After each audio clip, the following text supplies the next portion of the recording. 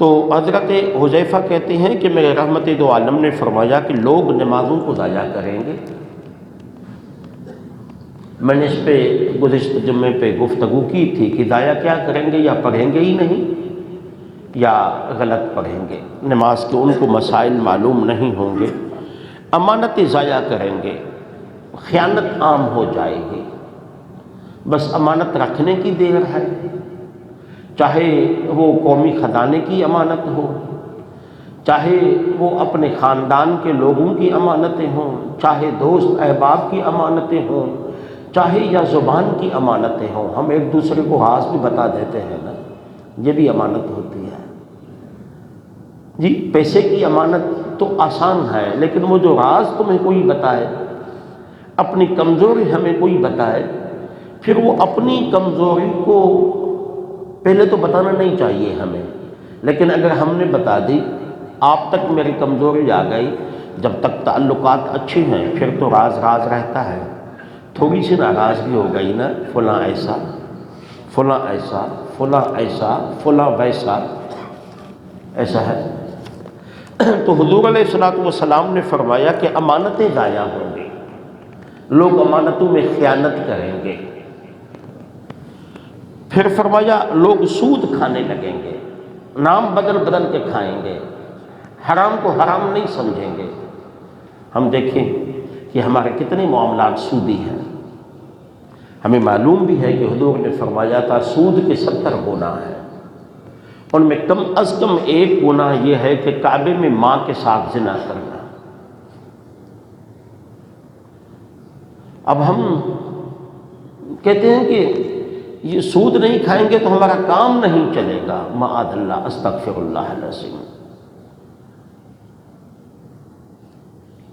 اللہ کے رسول نے لعنت فرمائی سود دینے والے پہ، سود لینے والے پہ، سود کے معاملات میں لکھ پڑھ کرنے والے پہ، سود کے معاملات میں مدد کرنے والے پہ، سود کے معاملات میں گواہی دینے والے پہ. بینک سے آدمی قرضہ لیتا ہے سود پہ، میں دوستی کے بنیادوں پر اس کی ضمانت دے دیتا ہوں، یہ دوستی مجھے کام آئے گی. دنیا کا بدترین گناہ سود کھانا ہے.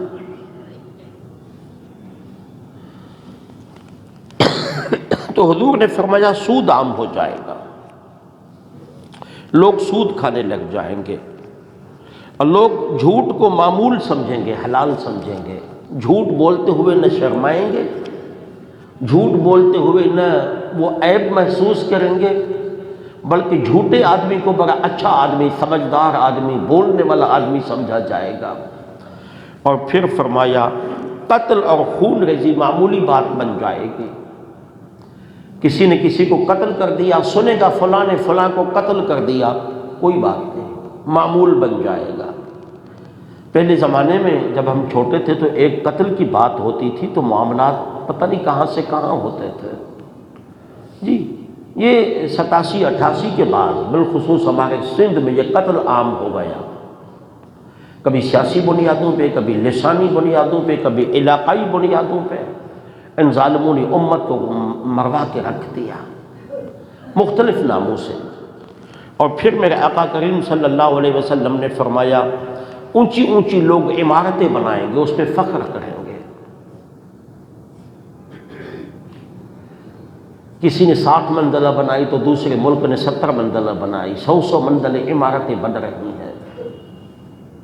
حضور نے فرمایا عمارتیں لوگ اونچی بنائیں گے، یہ علامات قیامت میں سے حضور علیہ الصلوۃ والسلام نے بتایا.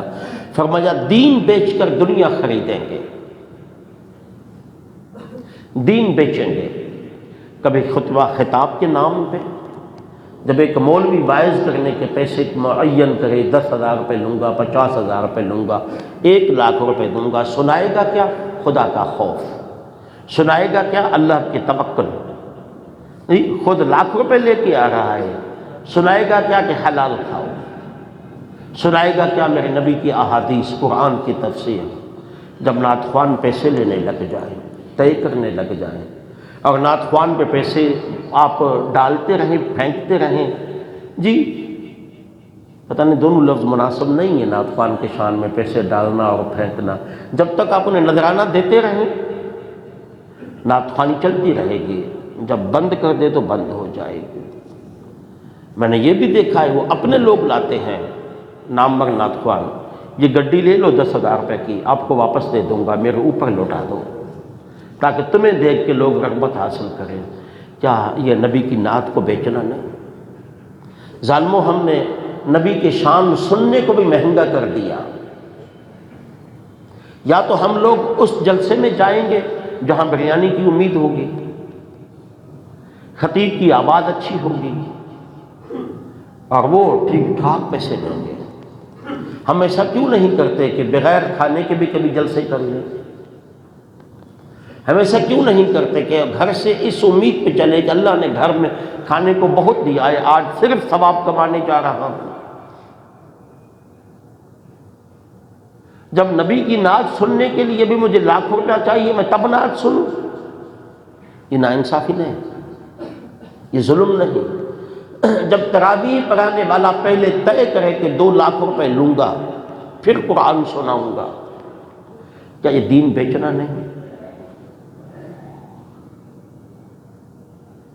اس لیے میرے آقا کریم نے فرمایا صلی اللہ علیہ وآلہ وسلم کہ علامات قیامت میں سے یہ ہے کہ دین بیچیں گے دنیا کے بدلے میں۔